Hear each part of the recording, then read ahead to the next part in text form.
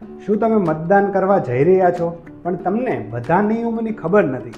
ઘણા લોકો એક નાની એવી ભૂલના કારણે મતદાન કરી શકતા નથી. તો હું આજે તમને એવા જ નિયમો જણાવીશ કે દરેક ભારતીયને નિયમો જાણવા જરૂરી છે.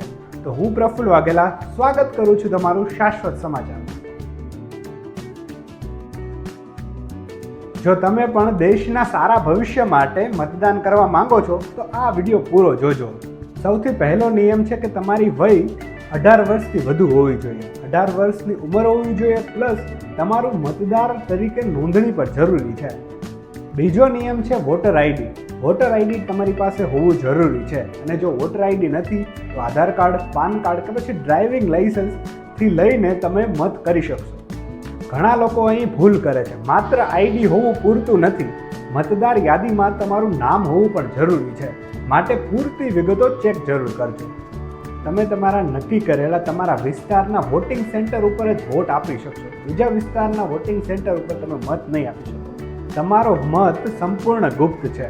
તમારે કોઈને કહેવાની જરૂર નથી કે તમે કોને મત આપો છો.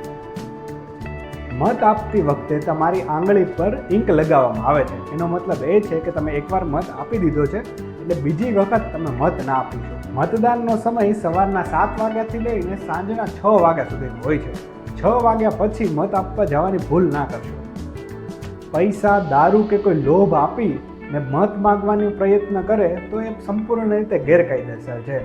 જો આવી કોઈ ઘટના તમને દેખાય તો તરત ફરિયાદ કરજો. તો યાદ રાખજો દોસ્તો કે તમારો એક મત દેશનું ભવિષ્ય બદલી શકે છે. માટે જવાબદારીથી વોટ આપજો. અને જો વિડીયો ગમ્યો હોય તો લાઈક કરો અને તમારા મિત્રને શેર કરો.